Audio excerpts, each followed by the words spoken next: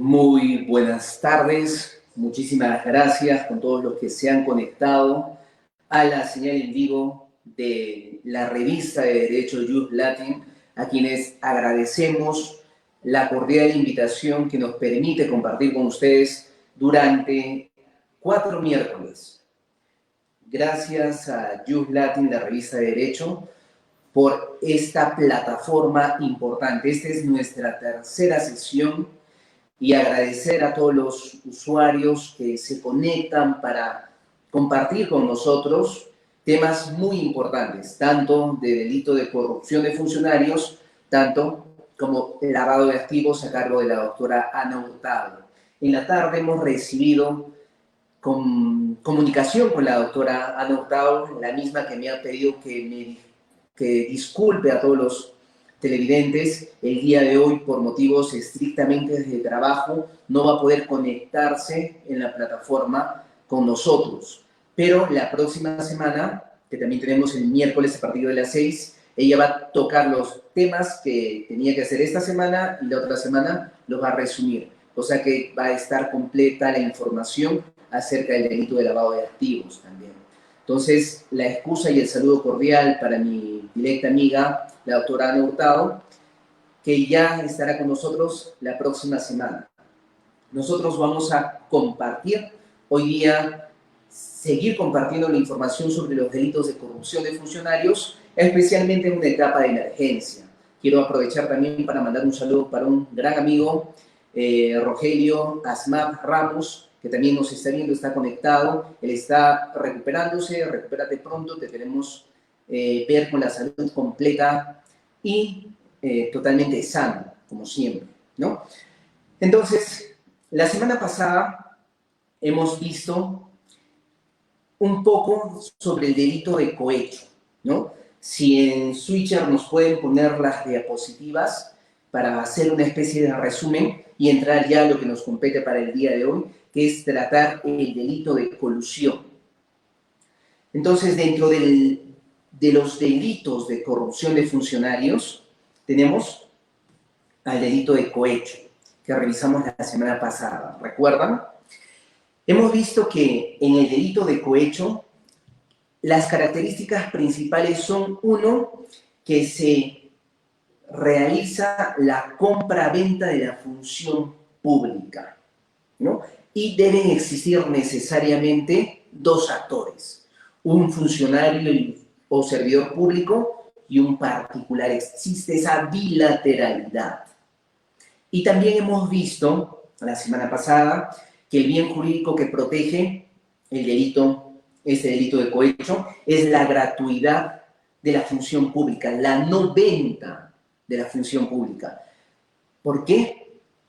Porque los funcionarios, servidores públicos, los que trabajan para el Estado, están recibiendo un peculio, un ingreso del Estado peruano. O sea, tienen un sueldo pagado por todos los ciudadanos que pagan sus impuestos, que van a una tienda, compran arroz, leche, una galleta, están contribuyendo ya con sus impuestos. Entonces, esta función pública tiene que ser gratuita.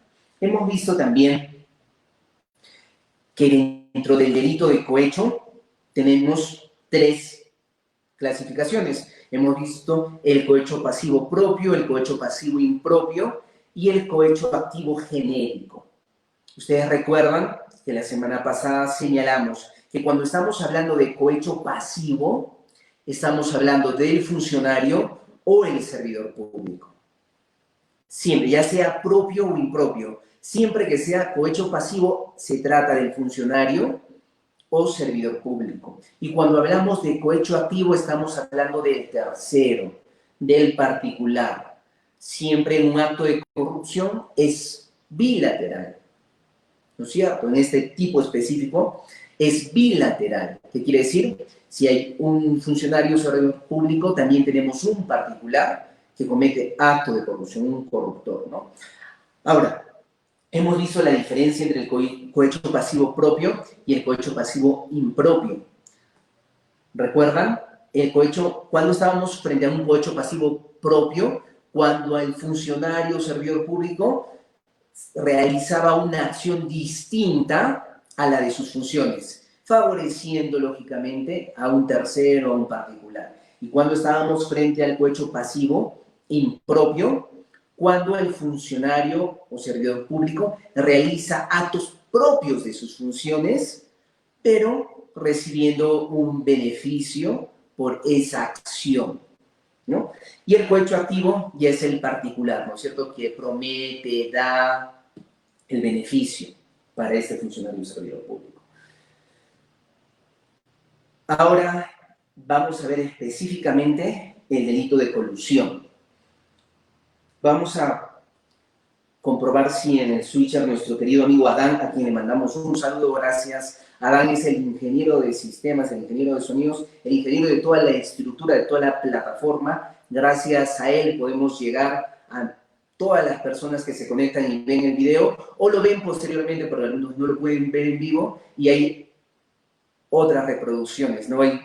La semana pasada hemos superado las 4.000 reproducciones, la primera emisión, las 7.000 reproducciones. Entonces, esto es importante porque la información está llegando. Un gran saludo a nuestro amigo Adán y queremos que nos pongan las diapositivas. Poner las diapositivas y si hay algún problema, ahí lo solucionamos, ¿no? Entonces, la semana pasada hemos dejado una pregunta abierta. Recuerdan que hemos puesto un ejemplo, al terminar de explicar el tema del cohecho, hemos puesto un ejemplo que actualmente tenemos a las municipalidades que están con dineros del Estado peruano, del gobierno central, y tienen la obligación de repartir las famosas canastas solidarias. Y ahí tenemos dineros del Estado. Y pusimos el ejemplo. ¿Qué pasa si hoy día, no sé, pues en la municipalidad de Quisguará, en la municipalidad de Chosica, en la municipalidad de Cieneguía, o en cualquier municipalidad del Perú, tenemos al alcalde, que es un funcionario público, y tenemos a un particular que le dice, oye, señor alcalde, tú eres mi amigo, somos amigos, usted me da para que yo le provea todos los alimentos, y a cambio usted va a recibir 20.000 soles, o 30.000 soles, o 50.000 soles, no sabemos, ¿no? Entonces, ¿ahí qué tenemos? Tenemos dos, ¿no? Tenemos al funcionario y al particular. Y hemos hecho la pregunta, ¿estamos frente al delito de cohecho o estamos frente a otro delito? Y la respuesta es que estamos frente a otro delito y no frente al delito de cohecho. ¿Por qué? Ustedes se preguntarán, si tenemos un funcionario, tenemos un servidor público, tenemos un tercero y se están poniendo de acuerdo, el otro le está prometiendo darle una cantidad de dinero y el funcionario está aceptando, entonces los verbos rectores en el delito de cohecho, prometer, el otro aceptar, ¿no? O dar, recibir. Entonces, tenemos todos estos elementos, ¿por qué no estaríamos frente al delito de cohecho? Porque justamente en este delito de colusión, que vamos a ver el día de hoy, tenemos un tipo penal específico. ¿Qué quiere decir? Que el delito de colusión está dado específicamente para arreglar todas las contrataciones públicas que se dan en el marco de las contrataciones con el Estado. ¿Qué quiere decir? Cuando estamos hablando de acuerdos dentro de las contrataciones públicas, ya sea en la fase preparatoria, en el proceso de selección, en el proceso de desarrollo o ejecución, en cualquiera de las fases de las contrataciones con el Estado, si tenemos ese acuerdo entre el funcionario y el particular, ya no estamos frente al delito de cohecho, sino estamos frente a este tipo específico que es el delito de colusión. ¿Por qué? Porque se ha creado específicamente para regular todas las contrataciones estatales. Ahora, este tipo penal de colusión es sumamente importante. ¿Por qué? Porque en el tipo penal de colusión es el segundo más común en todo el Estado peruano, solamente después del delito de peculado. ¿Qué quiere decir? La mayoría de funcionarios o servidores públicos cometen este delito de colusión. Al estar, para tener un panorama general de lo que estamos hablando, cuando hablamos de contrataciones con el Estado, estamos hablando que existe bastante cantidad de recursos implicados en él. Y la corrupción se presta para eso. Hace poco teníamos todos, antes de la pandemia, todos estábamos al tanto de los megajuicios por el caso Odebrecht. Todos los procesos que veíamos en televisión, alcaldes, autoridades, las grandes constructoras que salen a la luz después de que se destapa en Brasil todo el tema Lava Jato y llega acá todo el proceso, todos los procesos por las coimas de Odebrecht. Cuando estamos ahí dentro de ese contexto, estamos dentro no solo, ojo, no es exclusivo, pero estamos principalmente dentro del delito de colusión, dentro de este delito de colusión. Entonces, es importante entender cómo funciona y cuáles son las características típicas de este delito, porque va a ser uno de los delitos más comunes. El segundo, en casos judicializados después del delito de peculado, que vamos a ver justo la próxima semana. Entonces, este delito de colusión es importante porque estamos frente a las contrataciones públicas, al dinero de todos los peruanos. Van a construir un hospital, van a construir un colegio, una carretera, no sé, cualquier construcción, ojo, no solo construcciones, cualquier licitación pública como es la actual, la que tenemos con los alimentos, también está dentro de este tipo penal, que lo vamos a ver ahora.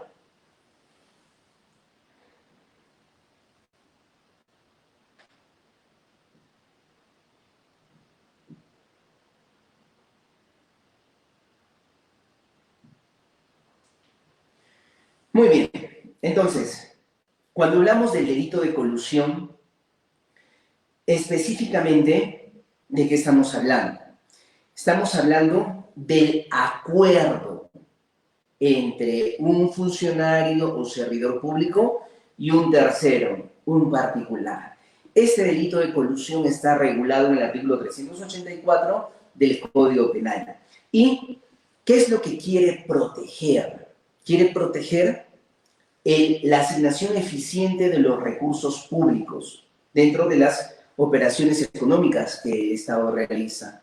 Quiere proteger el dinero de todos los peruanos, porque esas grandes contrataciones o pequeñas o medianas contrataciones que hace el Estado es con el dinero de todos los peruanos. Entonces, este tipo penal del delito de colusión es lo que quiere, es lo que busca proteger, ¿no?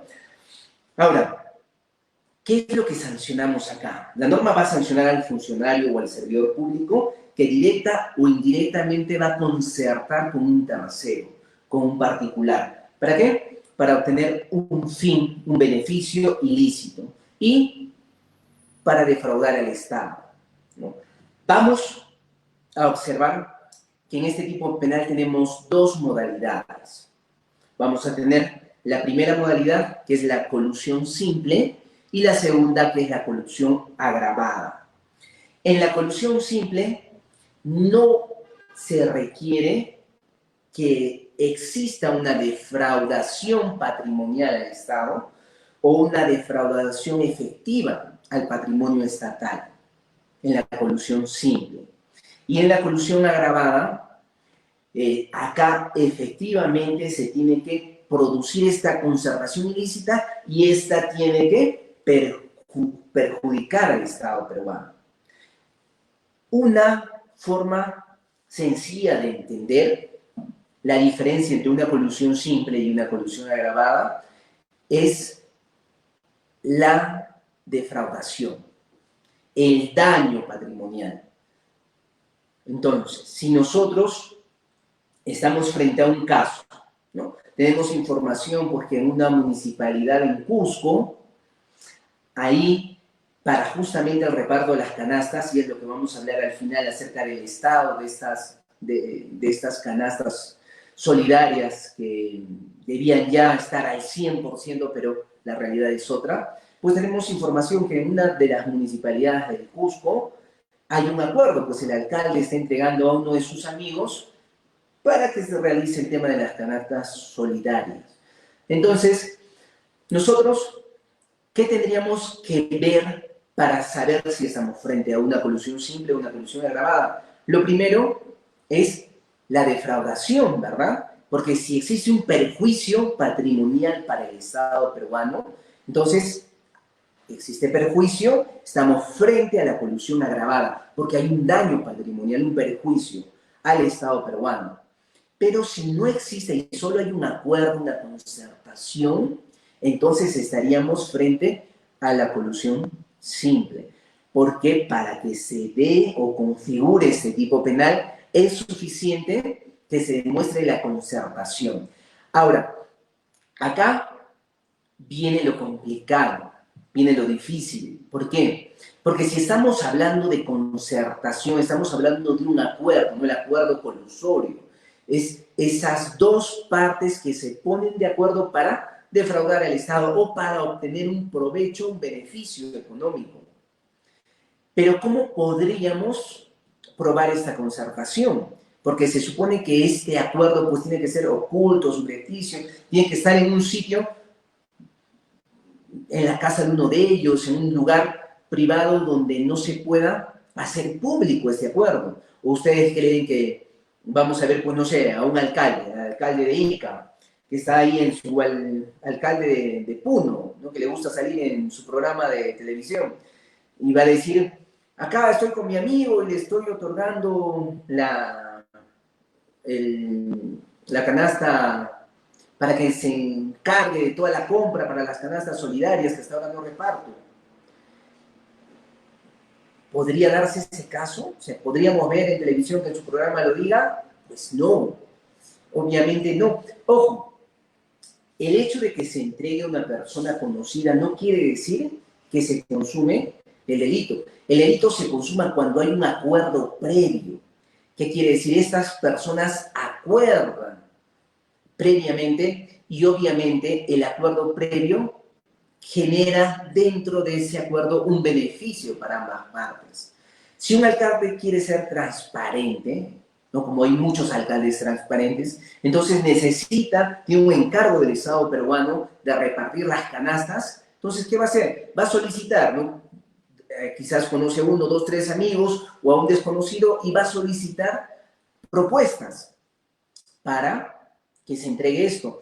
O al final no tiene propuestas, de repente no hay esa gama, no hay esa cantidad de postores, estamos en un municipio pues pequeño, no tenemos eso, entonces se tendría que seguir el protocolo, otorgar a alguien quizás que esté facultado para poder abastecer los alimentos en municipios lejanos, pero dentro de los cánones normales, sin sobrecostos, sin inflar los productos, sin inventar beneficiarios fantasmas, beneficiarios que no existen. Entonces, el delito no se configura necesariamente porque le otorgas a tu amigo o le otorgas a un conocido.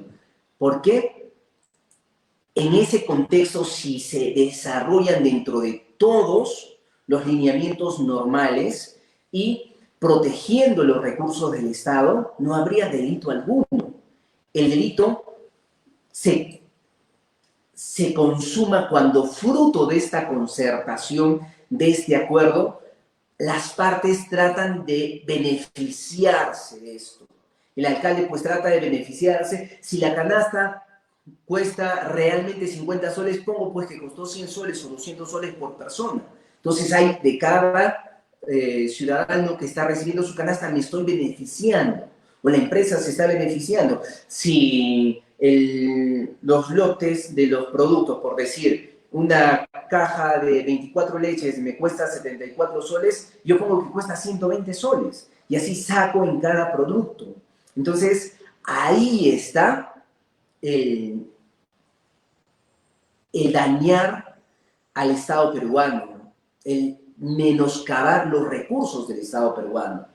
Entonces, en esta colusión siempre lo que tendríamos que probar es el acuerdo. Y obviamente si son personas no transparentes y son personas que quieren aprovecharse de esta situación de emergencia o aprovecharse de esta situación para generarse beneficios propios para ellos, entonces van a hacer esta concertación oculta. Van a hacer esta concertación de tal manera que no se pueda saber. Pero más adelante vamos a ver ciertas características que nos permiten incluir a un particular como cómplice primario, ¿no? Ahora, en la colusión agravada está claro. ¿Por qué? Porque acá tenemos que demostrar el perjuicio, el daño patrimonial que se le ha generado al Estado peruano. Ese perjuicio no lo vamos a demostrar obviamente ex ante, sino ex post. ¿Qué quiere decir? Si ustedes, ciudadanos, vigilantes, la importancia del rol ciudadano que hemos conversado desde el primer día de estas conferencias virtuales, están ahí vigilando a esas autoridades, entonces ahí es donde vamos a ejercer este control. Porque, recuerden, Fiscalía, Contraloría no se van a dar abasto. Si tenemos información nosotros de posibles actos o irregularidades, entonces tenemos que denunciar estos actos o irregularidades. Ahora, tenemos irregularidades no solo en las municipalidades. Hemos visto cómo en la Policía Nacional del Perú también se están haciendo compras de mascarillas, de utensilios de protección totalmente sobrevaluadas y lo peor, de implementos que no sirven, que ponen en peligro la vida de los efectivos policiales. Y no solo ahí, hemos visto que en hospitales, porque el Estado peruano está otorgando dinero durante toda esta crisis, comisarías, hospitales, municipalidades, está otorgando fondos, recursos. Hemos visto que en hospitales no se compran o se sobrevalúan. Entonces, frente a todos esos, están los ojos ciudadanos. Una enfermera, un médico, un abogado, un arquitecto, un albañil, una ama de casa, todos los ciudadanos tenemos que vigilar estos recursos del Estado. Porque si no hacemos esto, los alcaldes o los funcionarios públicos que están en las distintas instituciones públicas pueden creer pues, que sigue siendo un gran negocio ser alcalde, ser autoridad o ser funcionario público para robar al Estado, porque no pasa nada, porque no hay una sanción.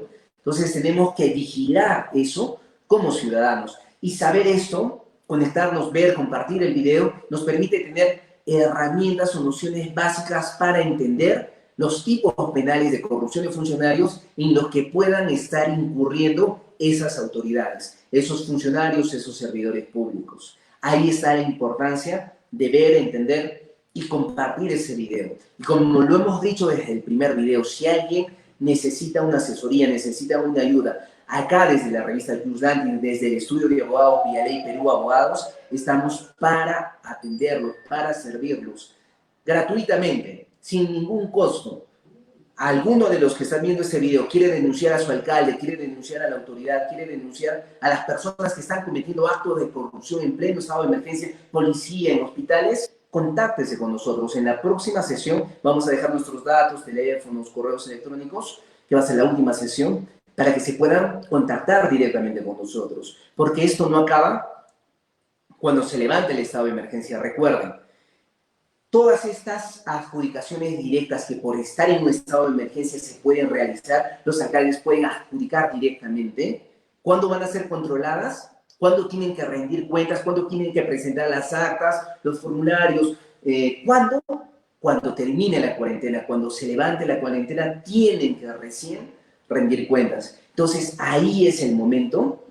Si es desde ahora es mucho mejor, obviamente, pero ahí es el momento para estar fiscalizando a estas autoridades o a estos funcionarios o servidores públicos que están acostumbrados a cometer este tipo de ilícitos penales. Regresamos. Entonces, colusión simple, suficiente la concertación, y la colusión agravada tenemos que demostrar el perjuicio patrimonial. Por ejemplo, regresamos al mismo ejemplo de la colusión simple, ¿no? Se otorga a un amigo para hacer esta entrega de las canastas solidarias y resulta por que inflan el precio y encima crean beneficiarios fantasmas, ¿no? Nunca le han entregado la canasta a Juan Pérez, pero Juan Pérez aparece en la lista de beneficiarios con su nombre, firma, DNI, como si hubiese recibido su canasta y jamás recibió la canasta, ¿no? Todas creadas. ¿Hay un perjuicio para los recursos del Estado? Sí, hay un perjuicio. Entonces no estaríamos frente a una colusión simple, sino estaríamos frente a una colusión agravada. Ahora, ¿es importante la diferencia? Sí es importante la diferencia. ¿Por qué? Porque la sanción también es mayor. Cuando estamos frente a una colusión agravada, estamos hablando de 15 años de pena privativa de la libertad. y si es que revisamos que los funcionarios, servidores públicos sean actos de función, los plazos prescriptorios van a duplicarse. Entonces estaríamos prácticamente en un tipo penal que no prescribiría. No se tendría todo el tiempo del mundo para sancionar a estos funcionarios o servidores públicos. Y es importante entender esto. Uno puede pensar, mira, ya pasó el estado de emergencia, estamos 10 de mayo, se levantó el estado de emergencia y ya todo se está tratando de que la economía funcione y no hemos fiscalizado pues a nuestro alcalde sin vergüenza, ¿no?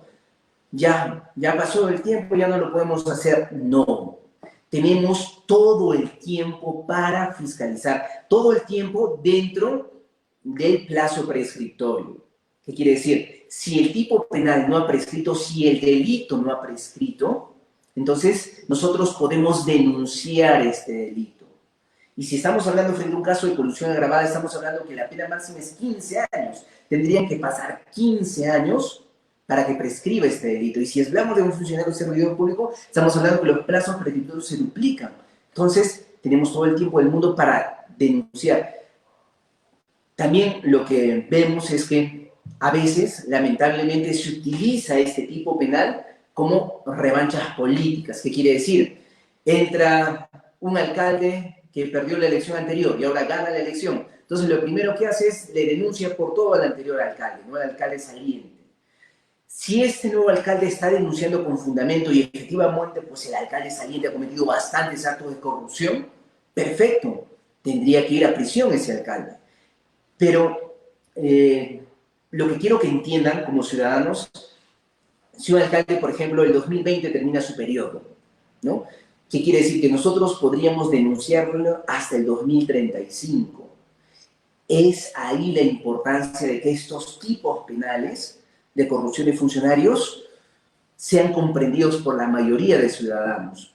¿Por qué? Porque muchas veces vemos como ciudadanos, no sé, el alcalde en Puno, el alcalde en Piura, el alcalde en Tumbes, en Arequipa, que cometió actos de corrupción y lo vemos ahí feliz, pues, ¿no? Feliz andando por la calle sin haber pagado por los delitos que ha cometido. Entonces, como ciudadano digo, qué suerte tiene, ¿no? Este sinvergüenza.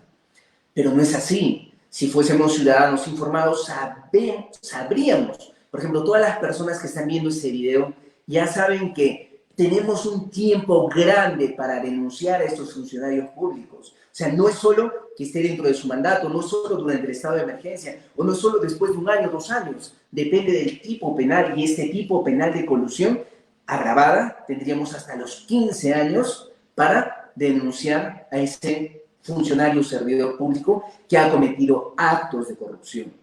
Es por eso importante entender esto, ¿no? Entender este tipo penal y cómo nosotros como ciudadanos podemos ejercer nuestra función para que alcaldes o autoridades o funcionarios en general sean sancionados por haber hecho actos de corrupción. Ahora, ¿cuál es el bien jurídico protegido? ¿Qué es lo que quiere proteger el Estado peruano? Quiere proteger la imparcialidad con la que un funcionario o servidor público tiene que representar los intereses del Estado. Ustedes recuerdan, hace 2 semanas, la primera clase que tuvimos, mencionamos que en estos delitos contra la administración pública, en estos delitos de corrupción de funcionarios, el bien jurídico protegido general es el correcto funcionamiento de la administración pública. ¿Qué quiere decir? El Estado tiene que funcionar correctamente, las instituciones tienen que funcionar correctamente. Los estados eficientes son aquellos estados que funcionan adecuadamente y donde sus ciudadanos confían en el funcionamiento de ese aparato estatal.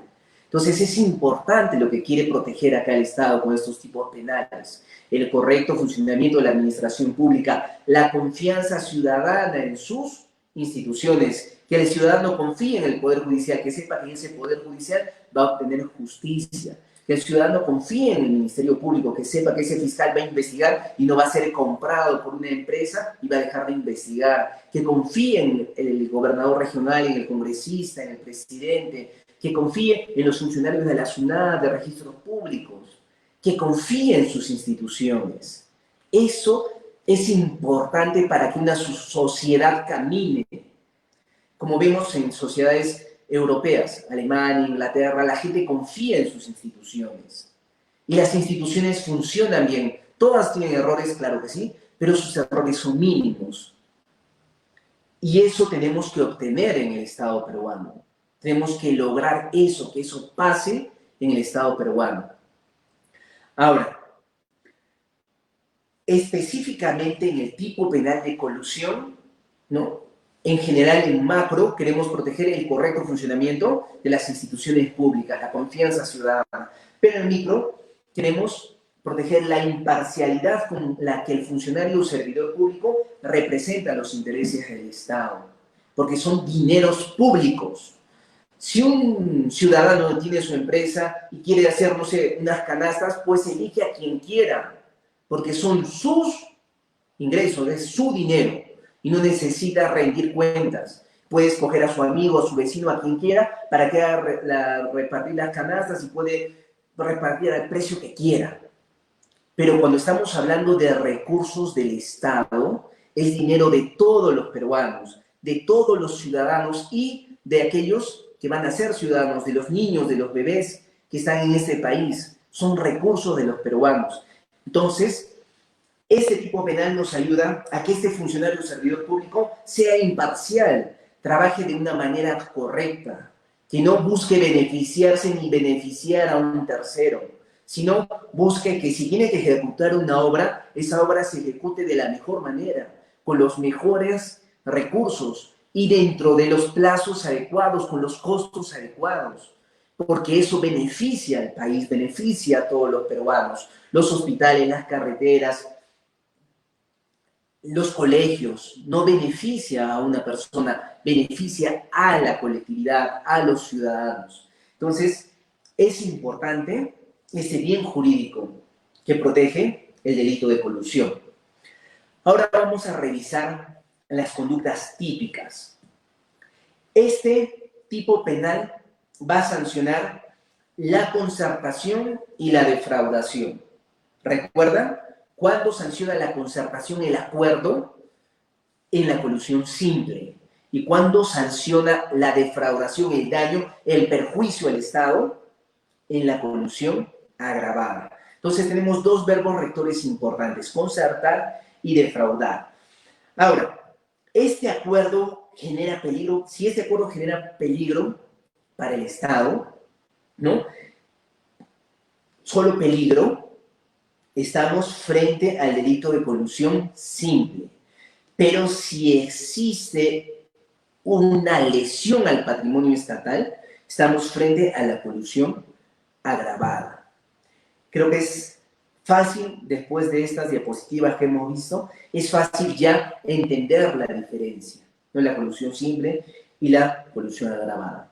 Ahora, el delito de colusión puede cometerse en cualquiera de las etapas de la contratación estatal. Actos preparatorios, fase de selección, fase de ejecución. ¿Recuerdan al inicio de este video, cuando hemos hecho el resumen del cohecho y hemos visto el ejemplo y hemos dicho por qué no podría ser un delito de cohecho si hay el acuerdo de voluntades? ¿Por qué? Porque tenemos un tipo penal específico. La colusión se ha creado para proteger las contrataciones con el Estado. Y eso quiere decir que en cualquiera de las etapas de las contrataciones estatales puede cometerse este delito, ya sea en los actos preparatorios, ya sea en la fase de selección o ya sea en la fase de ejecución.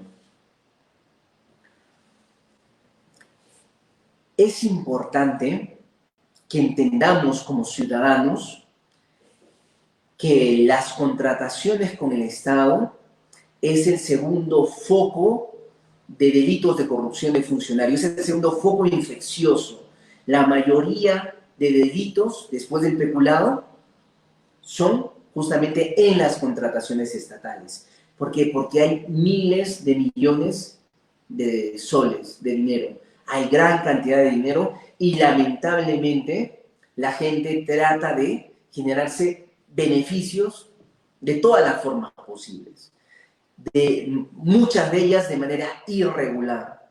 Y eso para que haya menos funcionarios o servidores públicos que quieran aprovecharse de su cargo y beneficiarse económicamente o beneficiar a un tercero o un particular, tiene que masificarse la denuncia. ¿Se acuerdan? En el primer video conversamos la importancia de los megaprocesos contra los presidentes de la República, contra las máximas autoridades, ministros, gobernadores, alcaldes, y que muchos de ellos estén en prisión. ¿Es importante? Claro que sí. ¿Por qué? Porque es un mensaje para la sociedad, es un mensaje para todos los peruanos, es un mensaje para que las personas que antes pensaban que el mejor negocio es invertir en campaña, ganar una elección y luego robar todo lo que puedan, entiendan que ese no es el mejor negocio.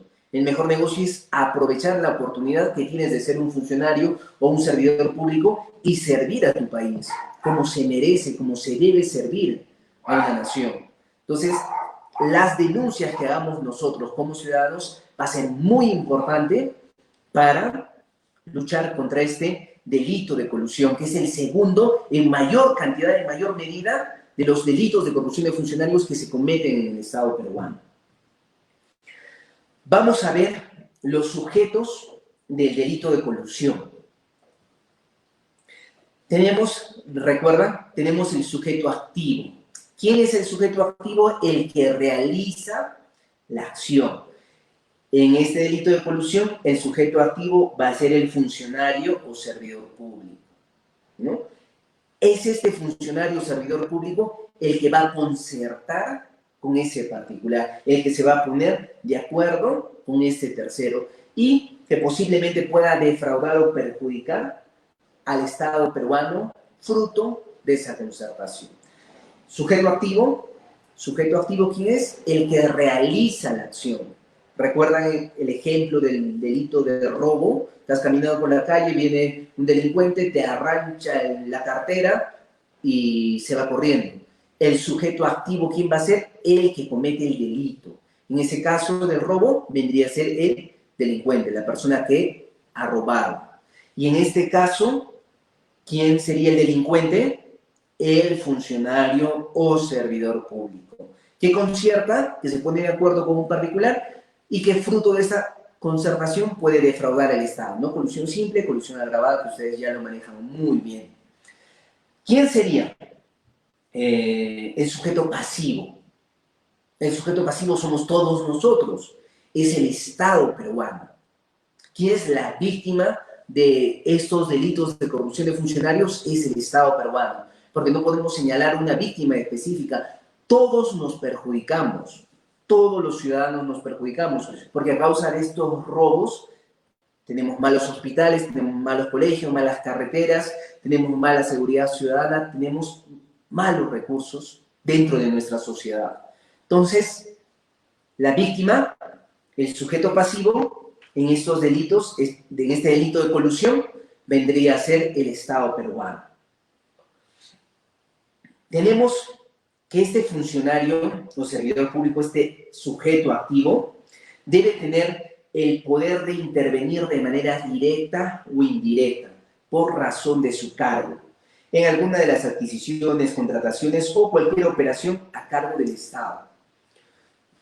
Esto es importante que nos detengamos y profundicemos un poco más, porque muchas veces en estos delitos de colusión, específicamente, existen funcionarios o servidores públicos que se ven perjudicados sin haber hecho ningún acto de corrupción.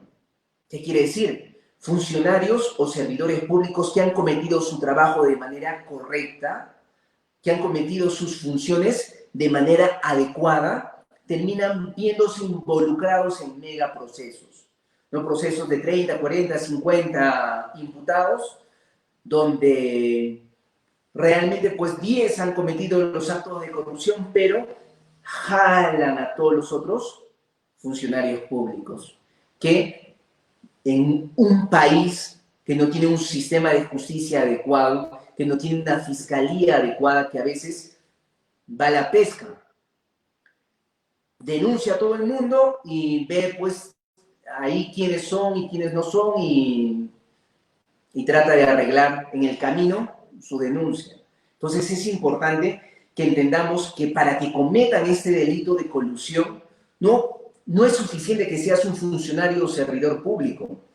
Necesariamente tienes que tener un poder de intervenir de manera directa o indirecta por tu cargo, por tu posición, en alguna de las etapas de adquisiciones, contrataciones o cualquier operación a cargo del Estado. Cuando nos referimos a cualquier operación a cargo del Estado, quiere decir que este tipo penal se abre más para abarcar más situaciones, no solamente las contrataciones con el Estado, sino hablamos de contratos civiles también.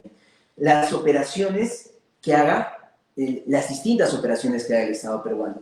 Pero es importante diferenciar, porque un Estado es un organismo con áreas jerárquicas divididas. Y muchas veces en un proceso de contratación, o un proceso de selección, o un proceso de adjudicación, no van a intervenir una persona, van a intervenir 5, 10, 15, 20 personas.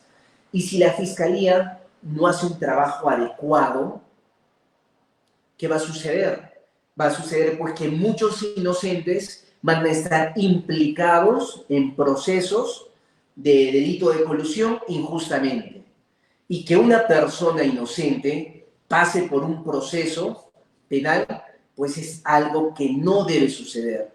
Y si sucede es algo muy lamentable, porque imagínense a esa familia, a ese ciudadano injustamente procesado por un mal trabajo de la Fiscalía o por un mal trabajo de la Procuraduría. No solamente es un perjuicio económico, sino es un perjuicio emocional. Y es importante que se exija la correcta individualización del delito, individualización de la responsabilidad.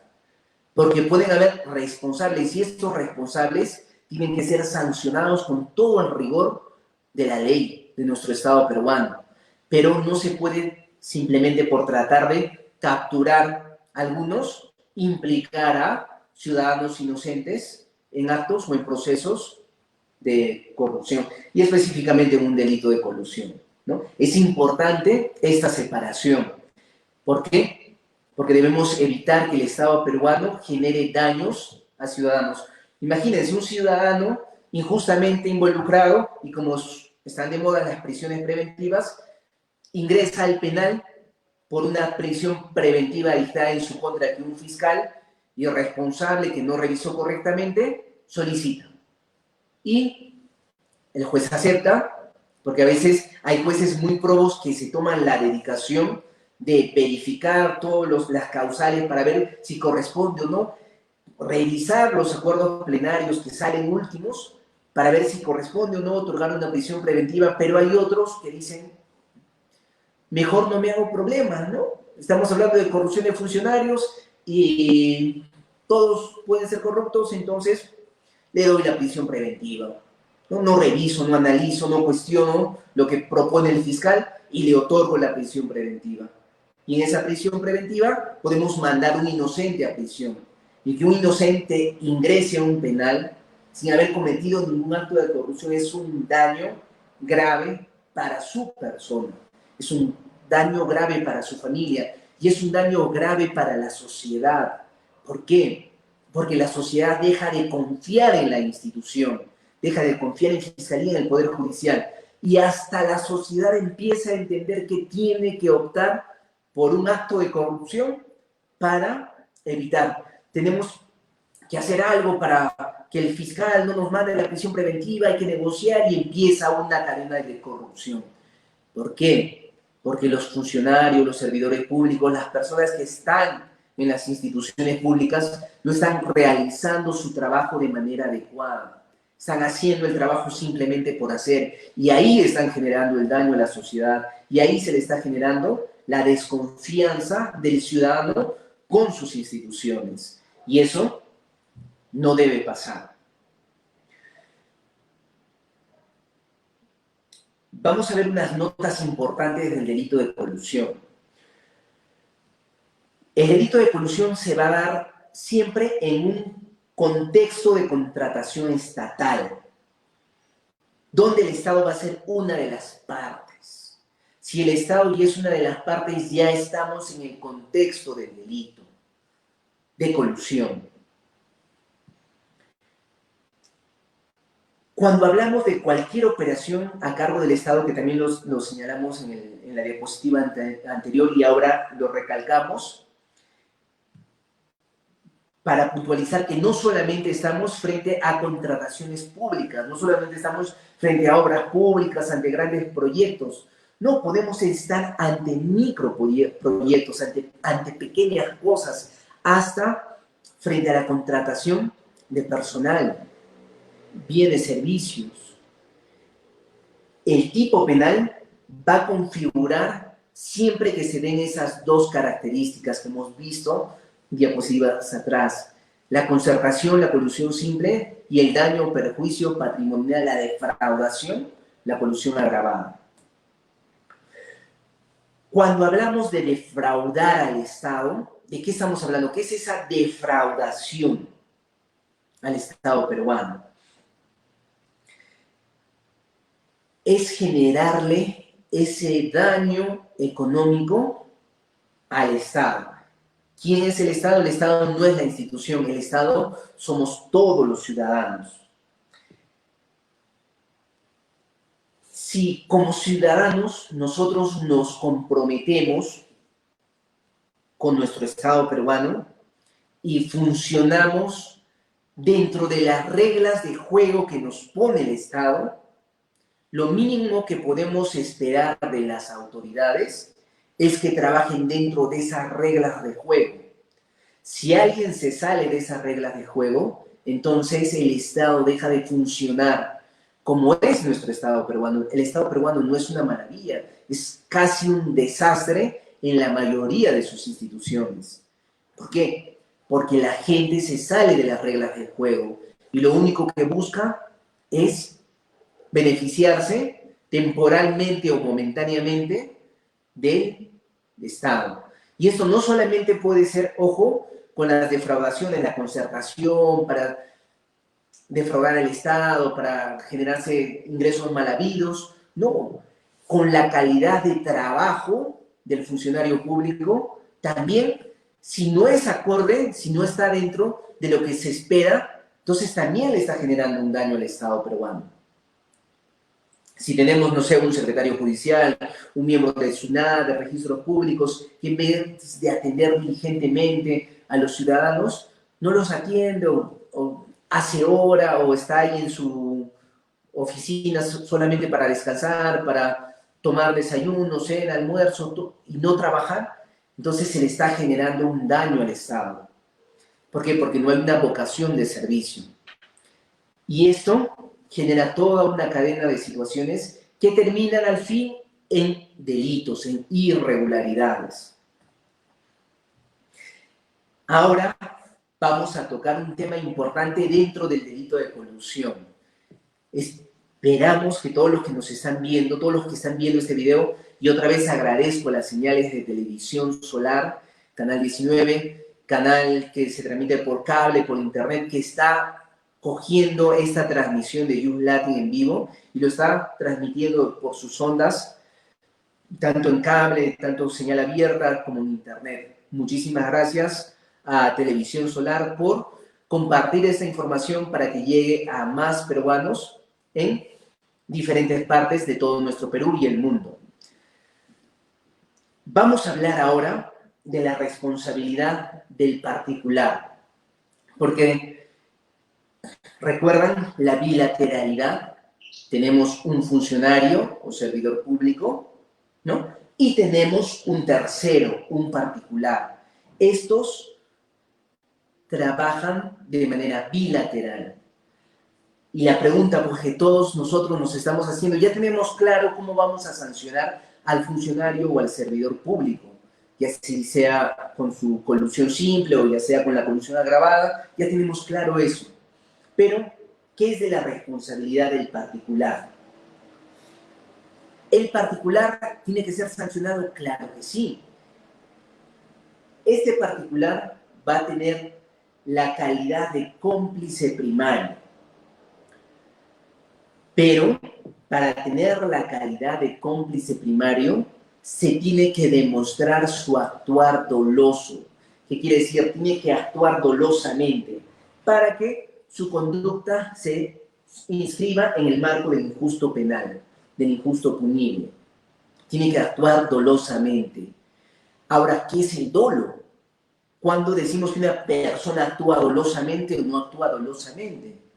Cuando hablamos de dolo, estamos hablando de dos elementos importantes. Una persona que actúa dolosamente tiene que tener conocimiento y tiene que manifestar su voluntad de actuar de esa manera. Cuando hablamos de conocimiento, ¿qué decimos? Un ciudadano tiene que saber que se está poniendo de acuerdo con un funcionario o servidor público para generarse un beneficio, ¿no? Y defraudar o perjudicar al Estado. Ese es el conocimiento.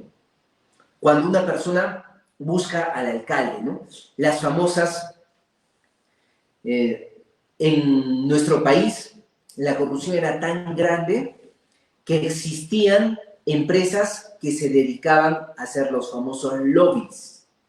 No lobbies con los ministros, lobbies con los alcaldes, lobbies con el presidente, lobbies con distintas instituciones públicas, los famosos lobbies. Este particular, porque el lobista no es un funcionario o servidor público, podría ser, pero no es un tercero, es un particular. Entonces, este particular sabe, tiene conocimiento que lo que está buscando es generar un beneficio para sí, para su empresa, y con eso indirectamente defraudar al Estado peruano. Porque puede que él no quiera defraudar al Estado peruano, pero basta que tú infles en tus licitaciones los precios, o si tienes que hacer una obra con tales características, no haces con esas características para generarte mayor ganancia. O subes pues los costos, generas planilla fantasma, etc, etc, etc. Ahí tenemos a un particular. Entonces, este particular tiene conocimiento de la ilegalidad de su acción, de la ilicitud de su conducta. Y aún así lo hace. Teniendo ese conocimiento, aún así actúa, manifiesta su voluntad. Entonces, cuando decimos que este particular, para que integre este tipo penal en la calidad de cómplice primario y esté dentro del marco del injusto punible, tiene que actuar dolosamente. Y que es actuar dolosamente, es actuar con conocimiento de causa y voluntad. Si tenemos estos dos elementos, conocimiento y voluntad, quiere decir que el particular actuó dolosamente. Puede darse el caso que exista un actuar culposo. ¿Cuándo estamos frente a un actuar culposo? ¿No? Dentro de la teoría del delito, tenemos pues la culpa consciente y la culpa inconsciente, la culpa con representación, la culpa sin representación. Pero resumen, ¿qué es el actuar culposo? Es cuando yo no tengo conocimiento de la ilicitud o de la ilegalidad del acto. Muchas veces en algunas instituciones públicas, ¿qué sucede? Tenemos pues un funcionario o servidor público que está haciendo su negocio, ¿no? Ha concertado ya su negocio. Y para que no salga, para que no firme, pues resulta que se va de vacaciones o se va de licencia por un mes y durante una semana o 2 semanas, y durante ese tiempo nombra a otro funcionario o servidor público para que lo reemplace. Y este otro funcionario o servidor público muchas veces, por justamente no tener una diligencia debida dentro de sus funciones, puede firmar documentos y puede validar actos que ya el primer funcionario ha concertado, que ya el primer funcionario ha acordado. Y en la figura delictiva, ya cuando pues Fiscalía denuncia y se hacen todas las investigaciones y en el proceso, este fiscal tendría que demostrar por qué este funcionario servidor público actuó dolosamente, necesariamente, porque si es culposo no podría tener responsabilidad. Y como en el país, en nuestro país, lamentablemente, tenemos el principio de presunción de inocencia, donde todo ciudadano se considera inocente hasta que se demuestre lo contrario, pero en el Perú es al revés. Si tú no te defiendes como ciudadano, al final vas a terminar envuelto en un proceso y hasta sancionado dentro de un proceso penal sin haber hecho nada. ¿Cuántos inocentes tenemos en nuestro país en cárceles, purgando condenas de delitos que jamás han cometido? Y ahí también hay un tema de los malos abogados. Si tienes la mala suerte de contratar un mal abogado, pues ese mal abogado te va a llevar a la ruina y terminarías en un penal. Y eso es triste, ¿no? Y es justamente lo que hablamos de diapositivas más atrás, la importancia de que Fiscalía haga un trabajo prolijo, pero no hacen ese trabajo prolijo. Muchas veces, ¿por qué? Por la carga procesal, tienen que cumplir sus metas, tienen bastantes denuncias, entonces planchan sus resoluciones, investigan, denuncian a todo el mundo y hacen su cacería. Y eso no es una forma correcta de administrar justicia. Y es una cadena, no es una cadena de errores. Tienes un pésimo abogado, luego tienes un fiscal negligente que no verifica correctamente, y luego tienes pues un juez que no se quiere hacer problemas, ¿no? El juez a todo, sí, prisión preventiva, y más del 30% de los presos que llenan los penales en nuestro país están con prisión preventiva. Entonces, ahí tenemos algo complicado. Pero este tercero podría salir de esta actuación si demuestra pues que su actuar no fue doloso, sino fue culposo, que no tenía el conocimiento de todo el aparato delictivo que se estaba desarrollando ahí, ¿no? Pero también ahí hay un tema complicado si es que vemos dentro de las categorías de dolo, ¿no? Porque si profundizamos más podríamos ver ciertas categorías. Porque si analizamos el dolo, fácil, ¿no? Conocimiento y voluntad, una conducta dolosa. Pero dentro de la doctrina manejamos información. Tenemos pues que hay dolo directo, tenemos que hay dolo indirecto, tenemos que hay dolo eventual. Y hay una línea delgada que hay jurisprudencia que valida y sostiene las diferenciaciones entre la culpa consciente o la culpa con representación y el dolo eventual. Entonces hay una línea delgada ahí, ¿no? Donde se juega la interpretación. No tú puedes decir, oye, ¿no? Esa conducta no es culposa, es dolosa, porque este funcionario debió revisar cada documento que ha llegado y cuestionar todos los actos previos.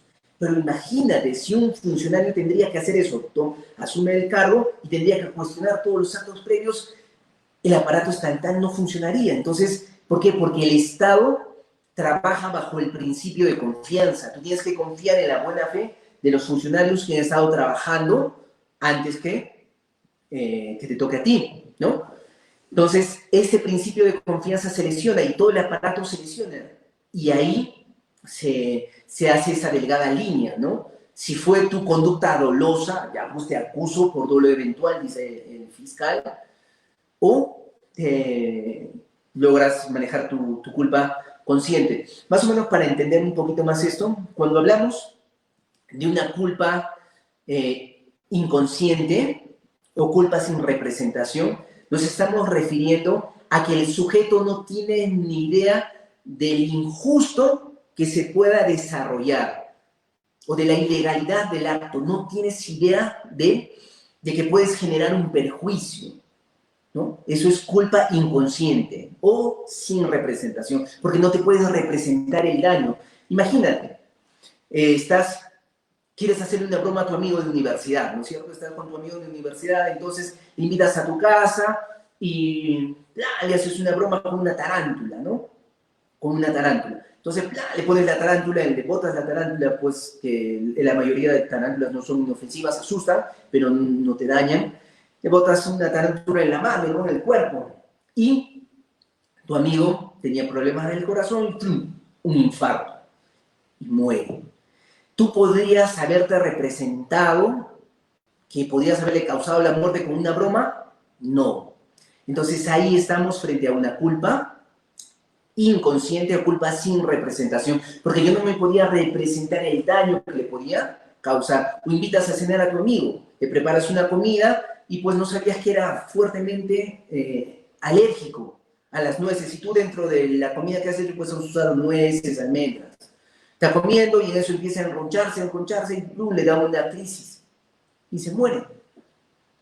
Tú podrías representar que con la comida que le estabas preparando a tu amigo lo ibas a terminar matando. No. Entonces, en ese caso, estamos con la culpa sin representación. Ahora, la culpa con representación o la culpa consciente quiere decir que tú sí puedes imaginar, representar el daño que puedes causar. Tú puedes, imaginemos, ejemplo, un vehículo. Cuando tú estás conduciendo un vehículo, un auto, tú puedes imaginar que puedes generar un daño, una lesión, puedes atropellar a alguien, puedes matar a una persona. Claro que sí, te puedes representar eso. Entonces ahí estamos en una culpa con representación. Por ejemplo, el homicidio culposo. ¿Qué es el homicidio culposo? Justamente un ciudadano pues que está manejando y atropelló a una persona y lo mató. Entonces, él sabía que con un vehículo se puede matar a una persona. Claro que sí. ¿Podía representarse la culpa? ¿Podía imaginar? Sí podía. Es por eso que se le sanciona, así su conducta haya sido culposa. Recibe una sanción penal. ¿Por qué? Porque la podía representar. Pero en la culpa sin representación, no, es una eximente, no recibes una sanción penal, porque no podías imaginar o representar el daño que se iba a producir. Esto es dentro de las conductas culposas, ¿no? Ahora, ¿cómo del dolo? Tenemos dolo directo, dolo indirecto, dolo eventual. ¿Cómo podemos, justamente para llegar a este actuar doloso de la Fiscalía, que quiere demostrar porque tuvo actuar doloso? Entonces, no voy a poder demostrar un dolo directo o indirecto, pero sí puedo demostrar un dolo eventual. ¿Y qué necesito para demostrar un dolo eventual? Necesito demostrar que ese ciudadano o ese funcionario o servidor público no actuó diligentemente, no actuó correctamente.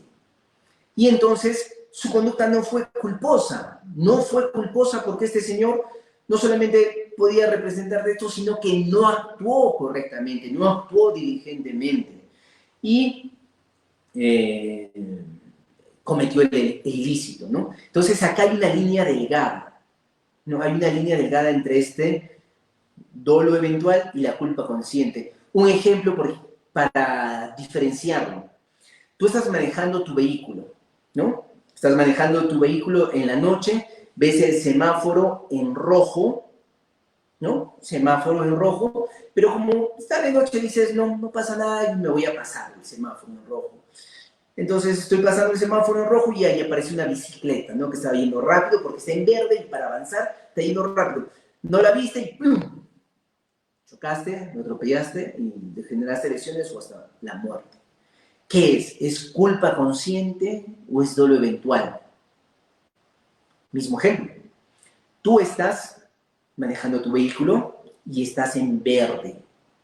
Estás en verde y estás avanzando porque estás en verde. Pero en rojo pasa un ciclista.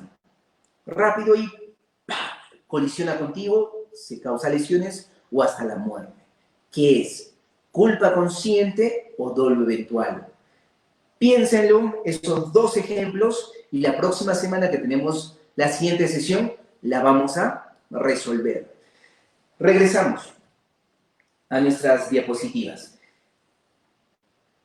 Para que se le atribuya responsabilidad al particular, como cómplice primario, tenemos que demostrar su actuar doloso. Eso tiene que estar bien claro. La semana pasada, ahora me estoy extendiendo un poco en el tiempo, ya es 7:15. ¿Por qué? Porque la doctora Ana, por motivos estrictamente laborales, no va a poder estar con nosotros el día de hoy. Así que vamos a aprovechar un poquito su tiempo de la doctora, con su venia y con su permiso, claro está, para poder explicar un poquito más las diferencias con otras figuras penales. Porque la semana pasada, ¿se acuerda que le dije que íbamos a utilizar un cuadrito para ver un poco estas diferencias? Y ahora las tenemos, ¿no? A ver, vamos a diferenciar el delito de colusión. Creo que todos los que están viendo este video ya tienen claro cuándo estamos frente a un delito de colusión, ¿no? Ya sea colusión simple o ya sea colusión agravada, y quiénes lo pueden cometer, quién es el sujeto activo, cuál es el bien jurídico que estamos protegiendo, quién es el sujeto pasivo y cómo se relaciona el particular dentro de toda esta figura. Obviamente hay temas que se pueden profundizar ya dentro de la academia, más académicos, pero la idea de este video es llegar a mayor cantidad de ciudadanos. No está hecho exclusivamente para abogados, sino para la mayoría de ciudadanos que puedan entender cómo podemos luchar como ciudadanos contra esas autoridades, funcionarios públicos, servidores públicos que cometen delitos y hacen del Estado su centro de operaciones para delinquir y cómo nosotros podemos denunciarlos. Ya sabemos que no solamente tenemos que denunciarlo dentro de su periodo o dentro del periodo de emergencia, sino que tenemos un tiempo que cada tipo penal nos va a indicar para poder denunciar y hacer que estas personas que llegan al Estado peruano y en vez de servir a su nación, tratan de servirse de todos los recursos que tiene el Estado. Y eso no debe ser así. Vamos a ver ahora las figuras, ¿no? Tenemos que es fácil diferenciar o confundir entre un delito de colusión y un delito de negociación incompatible, ¿no? En la colusión ya hemos visto cuáles son sus características. La conducta típica de la colusión es el acuerdo, la concertación, ¿no? Por la que buscamos defraudar al Estado peruano. Y la colusión va a tener, ¿qué cosa? Un carácter bilateral. ¿Qué quiere decir? El funcionario público y este particular, este privado interesado. Y hemos visto que para atribuirle responsabilidad a este tercero, a este particular, tenemos que demostrar su conducta dolosa. Entonces, estas son las diferencias, las características del delito de colusión. Bilateralidad, un funcionario, un servidor público y un tercero, un particular, y acá tenemos la concertación, el acuerdo de voluntades para defraudar o perjudicar al Estado, o en la colusión simple, solo la concertación. Pero ¿qué tenemos en la negociación incompatible? La conducta típica en la negociación incompatible es solo interesarse. Esto es, la negociación incompatible es el famoso delito de los padrinos, no tu padrino. Quien no tiene padrino no se bautiza, hay una famosa frase. Ese padrino que muchas veces le puede solicitar favores, ¿no? Pero una de las características de esa negociación incompatible es que la conducta típica es interesarse, ¿no? Esa es la conducta típica. Y otra característica de la negociación incompatible es la unilateralidad. ¿Qué quiere decir? Acá no vamos a tener esa bilateralidad, vamos a tener la unilateralidad de esa persona, funcionario o servidor público que se interesa. Un ejemplo para entender un poco el tema de la negociación incompatible, ¿no? Congresista de la República. Si es un congresista de la República y tiene su sobrina que no tiene trabajo, entonces, congresista de la República, pues llama al director de educación y le dice, le abre el congresista tal, por favor, quiero que contrate a mi sobrina para ese puesto. ¿Está cometiendo delito? Claro, está cometiendo delito, se está interesando y es unilateral, él está actuando por su cuenta. Obviamente, él tendría con su particular un interés de beneficiarlo, de ayudarlo, ¿no? Y ahí se comete. Y lo peor de todo es que en el Estado peruano, en vez de coger el teléfono del director de educación y decirle, ¿sabe qué, señor congresista? Lo voy a denunciar porque usted es un delincuente, está cometiendo un delito. Luego dice, ¡ay! Lo que hacen es, señor congresista, claro que sí, estamos para servirle, para ayudarle. Eso pasa en el Perú. Y no debe ser así. porque los ciudadanos que conocemos nuestros derechos los hacemos respetar, como tiene que ser. Pero aquellos ciudadanos que no conocen sus derechos se dejan pisotear por las autoridades, por los funcionarios que temporalmente tienen un poder otorgado por el pueblo, en el caso de los congresistas, gobernadores, alcaldes. Cuando lo correcto es hacer lo correcto. Si es un delincuente porque está cometiendo un delito o quiere cometer un delito, entonces hay que denunciarlos, ¿no? ¿Cuáles son las semejanzas entre la colusión y la negociación incompatible? Uno, que ambas están referidas a las operaciones económicas que participa el Estado, ¿no? O en este contexto, llama un congresista a una municipalidad para que le entregue pues, a la empresa de su amigo para que se encargue de abastecer todos los productos para las canastas solidarias, ¿no? Entonces el congresista llama al alcalde, el alcalde dice ya, ¡pum! Y ahí tendríamos negociación incompatible, ¿no? Entonces las semejanzas es que ambos, tanto la colusión como la negociación incompatible, están referidos a cualquier operación económica en la que el Estado participa. Y otra semejanza es que existe ese desvalor entre los intereses privados y los intereses públicos, ¿no? El conflicto entre los intereses del Estado, porque un funcionario y servidor público que tiene que velar por su amigo, tiene que velar por el particular, por su familia, tiene que velar por los intereses del Estado, porque eso es un funcionario, es un servidor público, y esa es su obligación, y no por los intereses particulares, ¿no? Estas serían las diferencias y semejanzas entre el delito de colusión y el delito de negociación incompatible. Ahora, la semana pasada hemos visto el delito de cohecho. ¿Recuerdan? Que hemos hecho un resumen al inicio de ese video. Y prometimos que para esta semana íbamos a hacer también un cuadrito de diferencias entre los cohechos pasivos, que son cometidos por funcionarios o servidores públicos, porque el cohecho activo, ¿quién lo comete? El tercero, el particular. Entonces, los cohechos pasivos y el delito de concusión.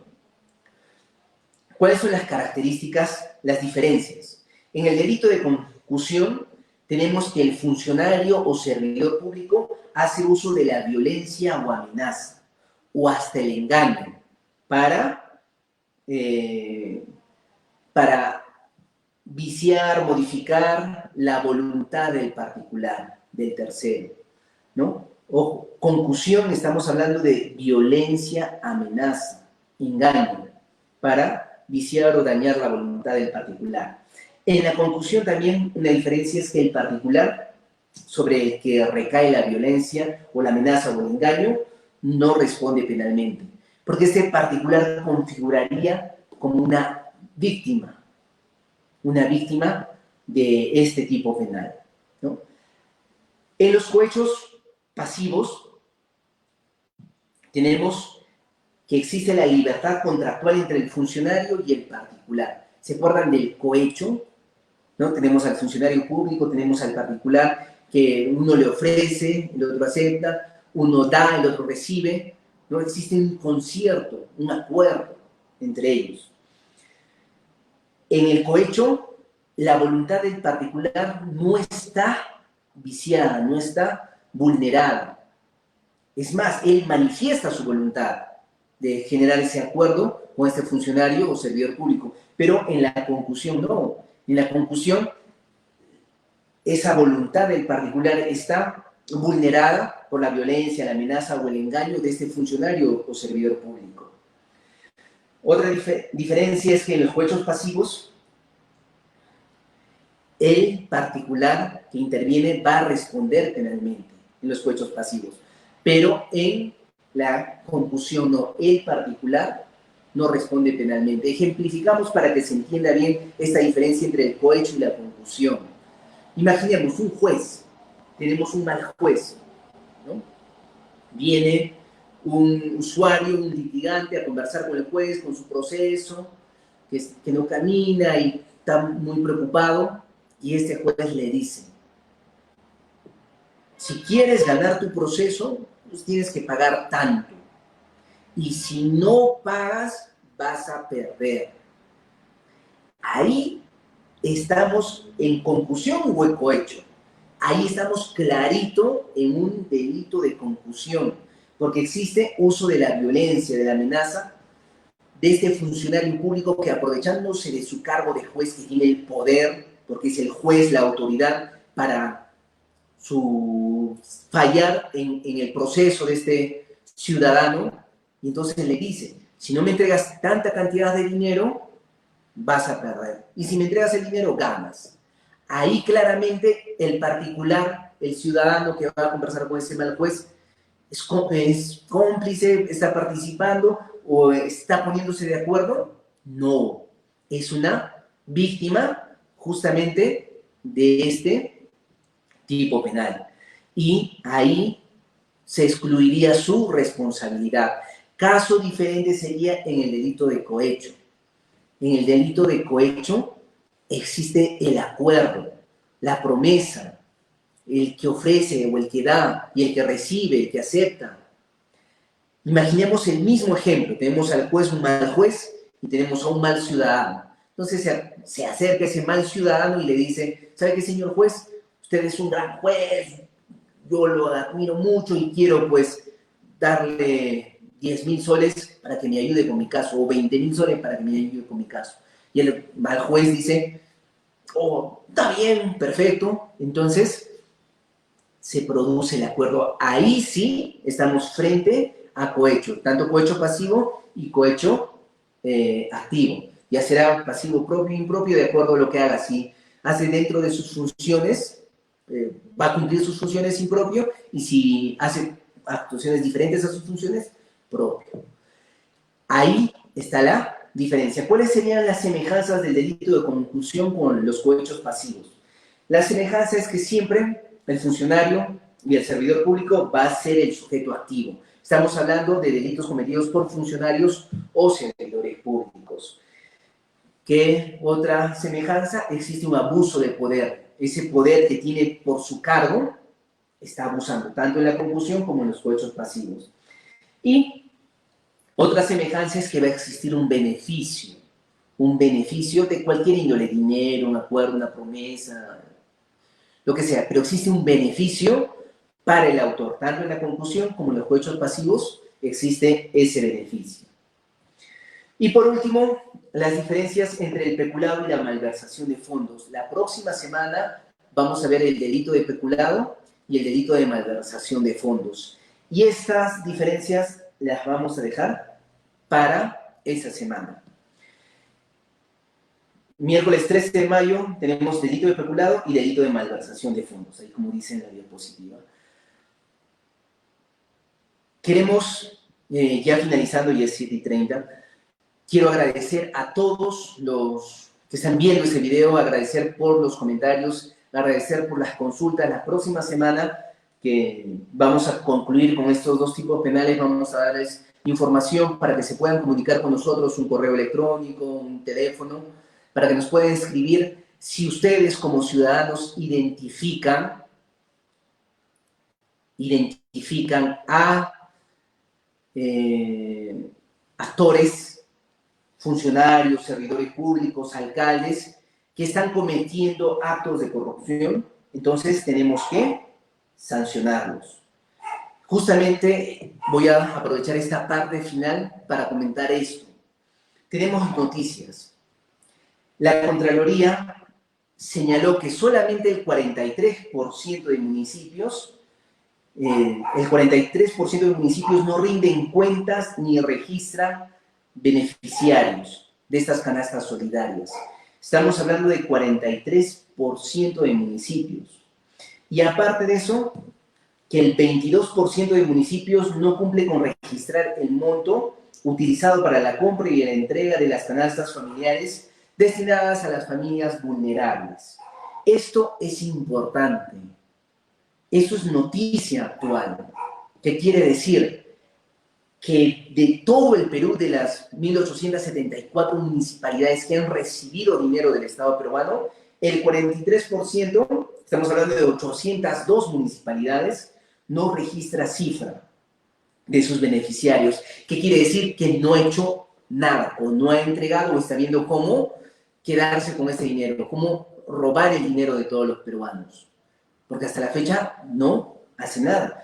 Y el 22%, estamos hablando de 418 municipalidades, no ha cumplido con registrar el monto ejecutado por la compra para la entrega de estas canastas solidarias.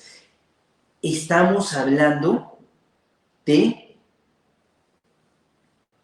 en total, 40, 50, 60, 65% de las municipalidades están actualmente en irregularidades. Más de 1.200 municipalidades de las 1.800.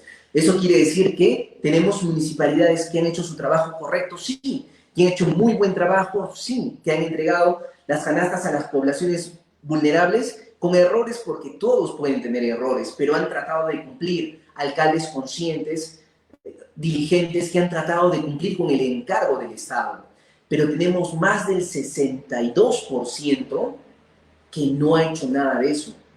Tenemos más de 1.200 municipalidades en todo el Perú que no está haciendo y no está cumpliendo correctamente con el encargo del Estado peruano. ¿Qué vamos a hacer? Como ciudadanos tenemos que fiscalizar esto, tenemos que denunciar esto, porque si no denunciamos, vamos a dejar otra vez sentado que en nuestro país, en el Perú, es un buen negocio robarle a los peruanos. Es un buen negocio aprovecharte de tu cargo y quedarte con recursos de todos los peruanos. Y esto es un mal mensaje. Si estos malos alcaldes, estos malos funcionarios públicos no reciben sanción, perfecto, van a estar felices. Y eso no podemos permitir. Y eso no solo, como mencionamos en el desarrollo de la clase, no solo es ahora. Tenemos todo este tiempo para informarnos y denunciarlo. Y denunciar a esos funcionarios corruptos, a esas personas que están aprovechándose en pleno estado de emergencia, donde hay tantos peruanos sufriendo, donde hay tantas familias que se quedan en su casa, que no tienen ni qué comer y tratan de sobrevivir, y ahí dinero que tendría que llegar a ellos como una canasta básica para ayudarles siquiera a tener alimento, no tienen. ¿Por qué? Por funcionarios corruptos, por sinvergüenzas que quieren robarle al Estado peruano. Y no solo son las municipalidades, esta es la información de las municipalidades. Tenemos escándalos en la policía, tenemos escándalos en los hospitales, tenemos escándalos en distintas instituciones. Tenemos que denunciar como ciudadanos esto para buscar la sanción penal de estos malos funcionarios o servidores públicos. Y eso es nuestra obligación como ciudadanos. Y, como les hemos dicho, ya cuentan con todo nuestro apoyo para luchar contra la corrupción en nuestro país. Muchísimas gracias a todos ustedes por ver este video. Muchas gracias a la revista Youth Latin por esta plataforma que nos permite llegar a los ciudadanos. Gracias a Televisión Solar por la transmisión de esta conferencia virtual. Muchas gracias especialmente por reproducir, por compartir estos videos, y vamos a dar respuesta a todas sus dudas y preguntas. Y la próxima semana seguiremos con la doctora Ana Hurtado con el tema del lavado de activos. Muchísimas gracias.